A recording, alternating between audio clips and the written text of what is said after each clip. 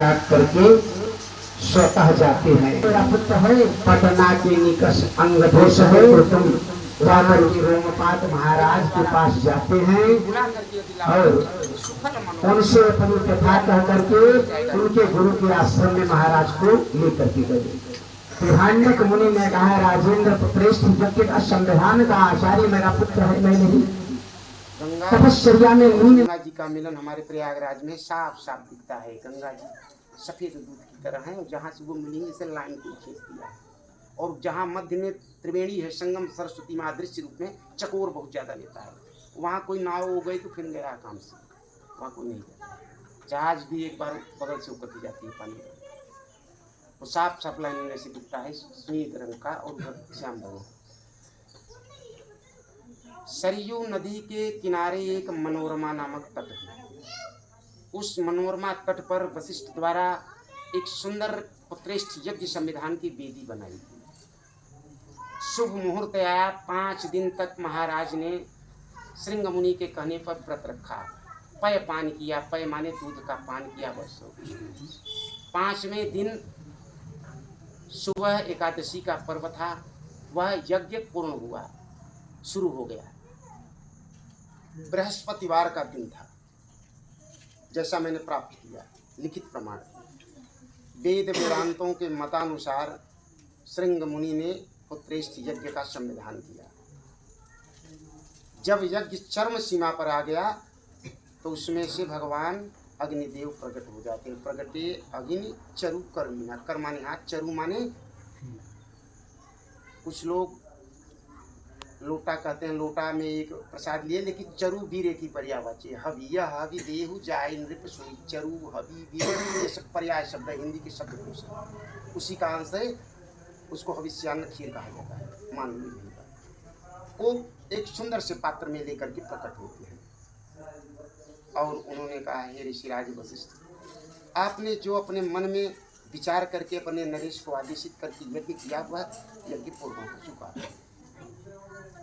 उन्होंने बुलाया, है चक्रवर्ती सम्राट पुत्र दशरथ आ मेरे पास, ये ले हविष्यान्न खीर। उन्होंने कहा, यह प्रसाद ले जा करके तुम अपनी 3 रानियों में यथाउचित भाग में बांट दो अपने हाथों से। ईश्वर की, वेद की, हमारी सबकी मान्यता ऐसी है कि समय आने पर तुम्हारी नारियों के गर्भ से सुंदर पुत्रों की प्राप्ति होगी, जो सुयश को फैलाने वाली होगी। तब अदृश्य भय पावत, वहां पर अदृश्य हो गए। वंत जिम पाई पीयूषा, प्यास से यदि कोई आदमी व्याकुल है और उसके सम्मुख यदि अमृत आ जाए तो क्या बात है। वही बात दशरथ नरेश की हो गई। बड़े प्रसन्न मुद्रा में महाराज वो हविष्यान्न खीर लेकर के रण्यवास के लिए प्रस्थान कर दिया। उन्होंने अपनी कौशल्यादि रानियों को बुलाया। कौशल्यादि तहाँ चली आई, उनके आदेश का पालन किया। तत्काल 3 रानियां आती हैं। अर्धभाग कौशल्य ही दीना, उसका जो आधा भाग था, क्योंकि मनु शत्रुपाई थी, तपस्या कैकेयी सुमित्रा थोड़ी किया था, उसके आधे भाग की अधिकारिणी थी।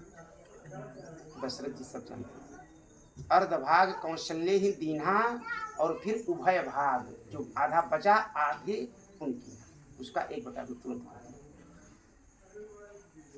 और कैकेयी को दिया, उसका अर्धभाग। 1/3 भाग महाराज दशरथ के हाथों में था, उसको फिर से उन्होंने अपनी इन दोनों रानियों को थोड़ा दे दिया, बांट दिया आधा आधा। कहा, अब आप लोग प्रसन्न होकर के दीन ही सुमित्रा ही मन प्रसन्न करें।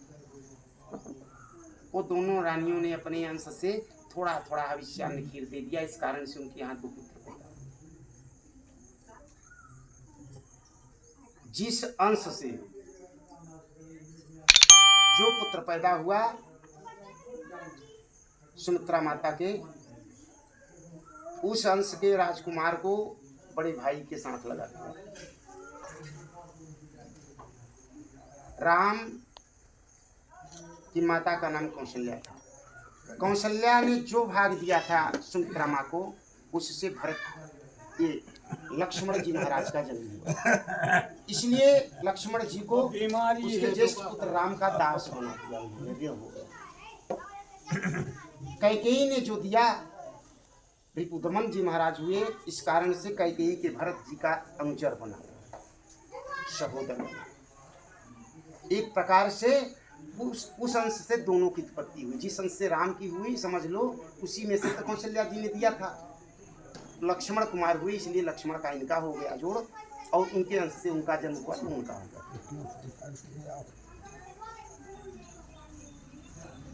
महीना का जब शुभ समय आया, जानते हो कौन सा महीना था? बाबा ने लिखा है नवमी तिथि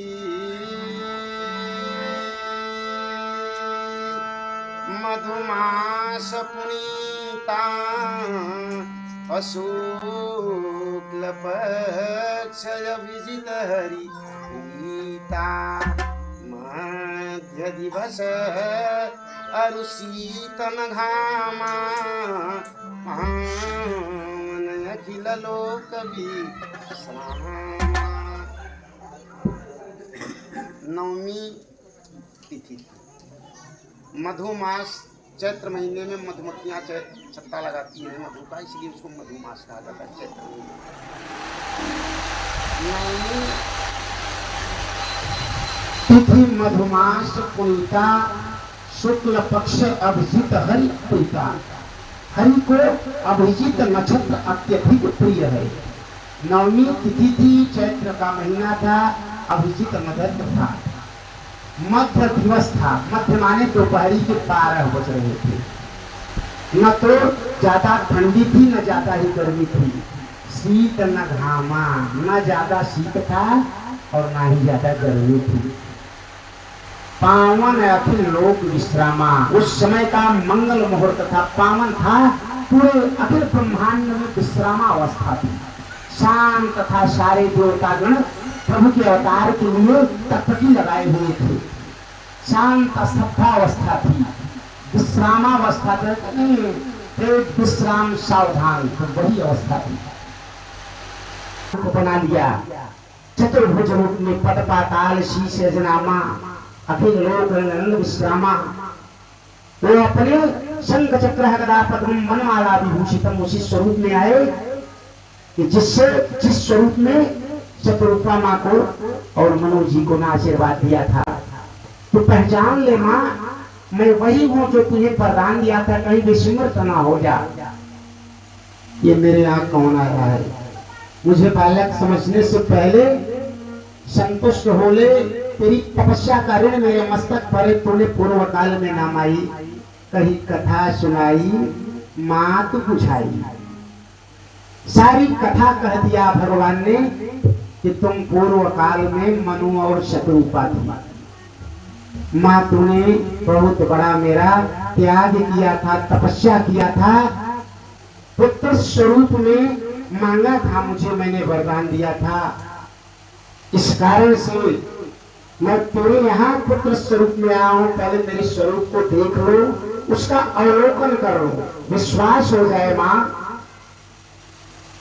उन्होंने कहा, अवधि भाषा का एक छंद है बड़ा सुंदर, विष्णु भगवान के मुखारबिंदु से कौशल्या माँ कहती है, प्रभु मुझे विश्वास हो गया, आप कृपा करके ना बालक स्वरूप में आइए। संसार के लोग ना मुझे क्या कहेंगे कि कौशल्या को 4 भुजाओं वाला लड़का पैदा हुआ है। इसलिए नाथ आपसे विनती है, मैं अपावन हूँ, नारी हूँ, मतिमंद हूँ, गंवारी हूँ, करूँ किस भांति नाथ तुम्हारी चरण अनुगामी हूँ। कहो कर जोरी नाथ मानो ने जिनी होरी, प्रभु आओ शिष रूप लीला कीजो निज हमारी है, खेलो नित हमारी गोदी ऐसी मन कामना है, पूर्ण हमारे मन के प्रेम और कीजियो नाथ। यह कवित्व है छंद का। उन्होंने कहा है, जगत के पालनहार आप हमारी गोदी में बालक स्वरूप में आए और तब मैं आपका लालन पालन कर सकूंगी। सुनि बचन सुजाना रोदन ठाना हुई बालक शुरू होगा। रोने लगे, बाल स्वरूप में लीला करने लगे। जब जानते हो ना, उनके जन्म की बात जब रोने लगे